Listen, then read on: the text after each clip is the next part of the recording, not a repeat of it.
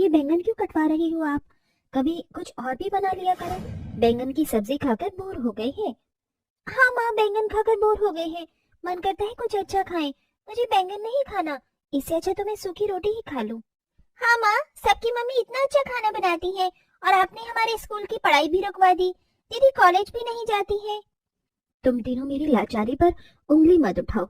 इतनी बड़ी हो, समझती हो कि घर की क्या स्थिति है। मेरा भी मन करता है तुम्हें अच्छा अच्छा खाना बनाकर खिलाऊं। कुछ नहीं है तो क्या करो, जब पैसे होंगे तभी तो तुम्हारे स्कूल कॉलेज की फीस दूंगी, दाखिला करवाऊंगी। पर नहीं है।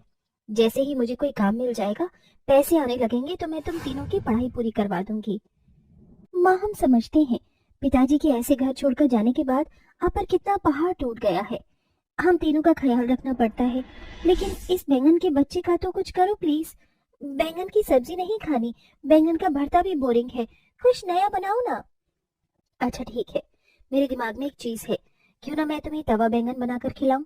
बताना कैसा लगा। जब तुम्हारी उम्र की थी ना, तो मैं बैंगन से परेशान हो गई थी। सब्जी बनानी आती नहीं थी, तो माँ के पीछे मैंने तवे पर सेक के बैंगन पर मिर्च मसाले लगाकर खाए थे। 2 मिनट रुको। ला, ये बैंगन मुझे तू दे। तू मत कर। ये कहकर सुमन बैंगन में एक चीरा लगा देती है, जिसके 2 हिस्से करके तवे पर डाल देती है। देखो मैं कैसे बना रही हूँ, तुमने मेरी बचपन की याद ताजा कर दी।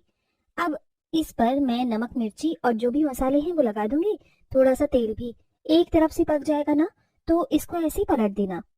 वाह माँ, ये दिखने में कितना सुंदर लग रहा है, तवा बैंगन। और माँ, खुशबू भी बहुत अच्छी आ रही है। तुम्हारा ये तवा बैंगन बन जाए, फिर रोटी से खाकर देखना कितना मजा आएगा। ठीक है माँ, जल्दी करो, मुंह में पानी आ रहा है। थोड़ी देर में सुमन एक बार में ही 5-6 बैंगन का तवा बैंगन बनाकर प्लेट में रख देती है और फिर रोटी बनाकर अपनी बेटी को खिलाती है। खाते ही तीनों बेटियां खुशी से कहती हैं, वाओ माँ, इट्स सो यम। दीदी वही वाला बोले। So beautiful, so delicious, just looking like a cow. ये क्या था? आपकी तारीफ माँ। अच्छा माँ, मेरा पेट भर गया, अब मैं थोड़ा टहलने जा रही हूँ। अच्छा, खाना खाकर ये प्लेट कौन उठा के रखेगा? सो आलसी, सो नालायक, जस्ट लुकिंग लाइक अ कामचोर। वाह माँ, आप भी हमारी तरह। बिल्कुल, मैं क्यों पीछे रहूं तुमसे। चलो चलो काम करो। फिर तीनों बेटियां अपनी प्लेट उठाकर हैंडपंप के पास रख देती हैं। गरीब सुमन का बड़ी मुश्किल से घर का खर्चा चल रहा था। पति के जाने के बाद उसकी सारी पूंजी उसकी तीनों बेटी थी, जिन्हें वो बहुत पढ़ाना लिखाना चाहती थी। लेकिन पैसों की तंगी से तीनों की पढ़ाई बीच में ही रुक गई। कुछ देर बाद सुमन इधर उधर काम की तलाश में जाती है। उसे कोई काम नहीं मिलता है। माँ बाकी, क्या हुआ, उदास क्यों हो आप? मेरी तो समझ नहीं आ रहा, मैं क्या काम करूं। मुझे काम भी नहीं मिल रहा है, मैं तुम्हारी पढ़ाई कैसे कराऊं? माँ, मैं और तपस्या बड़े हैं, काम ढूंढने बाहर चले जाते हैं। नहीं नहीं, मैं तुम्हें कहीं नहीं जाने दूंगी। कुछ हो गया तो? तुम मेरी मेहनत की आराधना हो, तपस्या हो, कितनी पूजा आरती की है, तब जाकर तुम ही हो। मैं ऐसे नहीं जाने दूंगी। ये काम मैं कर लूंगी, तुम्हें चिंता करने की जरूरत नहीं है। अरे माँ, घर के पीछे एक जमीन है पिताजी की, जो काफी समय से बंजर है। हमारा तो ध्यान ही नहीं गया। अगर हम माँ खेती कर ले तो शायद कुछ हो जाए। अरे हाँ, थोड़े से बैंगन के बीज वही डाल दूंगी, लेकिन पहले उसे उपजाऊ करना होगा। मैं भी चलूंगी माँ, और आप मना नहीं करेंगी? ठीक है बाबा। दोनों माँ बेटी अपने घर के पीछे वाले खेत में जाकर फावड़ा चलाती हैं, पानी चलाती हैं, पानी डालती हैं। रोज उस खेत में मेहनत करती हैं, जिससे उन्हें एहसास होता है कि अब वहां उपजाऊ हो जाएगा, तो वो बैंगन के बीज डाल देती हैं। लेकिन कुछ दिनों बाद भी वहां कुछ असर नहीं होता है। हे भगवान, 1 महीना बीत गया। मैं कैसे कैसे करके पेट पाल रही हूँ, उधार राशन ले रही हूँ। सोचा था कि अब इस खेत में कुछ उपज जाएगा, लेकिन कुछ नहीं हो रहा। माँ शांत हो जाओ, रो नहीं। आराधना के समझाने पर भी सुमन रोती रहती है। इतना रोती है कि उसके आंसू उसकी जमीन में चले जाते हैं। तभी खुदी हुई जगह से बौना निकल कर आता है। ओहो, ये कौन रो रहा है? यहाँ बाढ़ सी आ गई, किसी के आंसू होंगे, जरा देखता हूँ। अरे, हेलो। माँ, ये आवाज कौन बुला रहा है? अरे भाई नीचे देखो, नीचे, मैं यहाँ हूँ। तुम कौन हो? अरे डरो मत, रो रही थी इसलिए मुझे बाहर आना पड़ा। बड़े मजे से सो रहा था। क्या हुआ तुम्हें? क्या बताऊं, मेरे घर में खाने पीने को कुछ नहीं है, कोई काम नहीं है। मेरी बेटियों को कैसे पालूं? सोचा था इस खेत में मेहनत करूंगी तो कुछ सब्जी उग जाएगी, लेकिन नहीं, कोई बैंगन नहीं आए। अरे बस इतनी सी बात, इसके लिए तुम इतना रो रही हो? ये देखो मेरा कमाल, जजंतरम अमंतरम, खाली खेत में आ जाए ढेर सारे बैंगनम।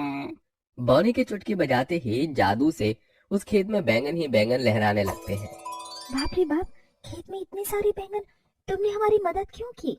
क्योंकि तुम अपनी बेटियों का ठीक से ख्याल नहीं रख पा रही, इतना रो रही हो, इसलिए मैंने मदद कर दी। और ये कोई ऐसे वैसे बैंगन नहीं है, जादुई बैंगन है। तुम जितना तोड़ोगी ये दोबारा उस जगह आ जाएंगे, कभी खत्म नहीं होंगे। लेकिन बदले में तुम मुझे क्या दोगी? मैं मैं बहुत अच्छा सा तवा बैंगन बनाती हूँ, तुम्हें वही खिलाऊंगी। मेरे घर चलो, आओ मेरी हथेली पर। ठीक, ले चलो। मैं जब तक थोड़ी बैंगन तोड़ लेती हूँ। सुमन अपनी हथेली पर बौने को ले लेती है और आराधना बैंगन तोड़ती है, जिसके बाद जादू से दूसरा बैंगन वहां आ जाता है। फिर वो तीनों घर आ जाते हैं। फिर सुमन अपनी दोनों बेटी को बौने के बारे में बताती है। बौना उनके साथ खेलने लगता है। आरती उसे गुलगुली करती है। अरे अरे अरे अरे अरे अरे, बस करो अरे और कितना हंसाओगे मुझे? तुम बहुत क्यूट हो, हमारी मदद करने के लिए शुक्रिया। अरे माँ, इन्हें भी तो खिलाओ अपना तवा बैंगन। हाँ हाँ, बन गया, ये लो प्यारे बोनी, इसे खाओ। तभी वो बौना सुमन का बनाया हुआ तवा बैंगन खाता है। अरे वाह वाह वाह, सच में तुमने तो बहुत अच्छा तवा बैंगन बनाया है। आज तक मैंने इतना टेस्टी कभी कुछ नहीं खाया। ये लो और भरपेट खाओ, और फुलके लो, चटनी भी बनाई है मैंने। आखिर ये सब तुम्हारी ही देन है, और फुलके चटनी भी बनाई है मैंने। ठीक है, तुम सब भी मेरे साथ खाओ, तुम सच में बहुत अच्छे हो। फिर सुमन और तवा बैंगन फुलके बनाकर लाती हैं, जिसे वो सब मजे से खाते हैं। 3 दिन गुजरते हैं। सुमन बैंगन को मंडी में बेच रही थी और बौना भी उसकी 3 बेटियों के साथ खूब खेल रहा था। और एक दिन कहता है, सच में तुम सब ने मेरा बहुत ख्याल रखा, इतना खुश मैं कभी नहीं हुआ। मुझे तुम्हारे हाथ के बने हुए सुमन तवा बैंगन बहुत अच्छे लगे। क्या तुम मेरे लिए थोड़े से टिफिन में दे दोगी, ताकि मैं बाद में खा सकूं? हाँ, मैं बांध दूंगी, पर तुम क्यों जा रहे हो? यहीं रहो थोड़े दिन और। हाँ हाँ प्यारी बोनी, तुम यहीं रहो ना। नहीं, अब मुझे जाना होगा।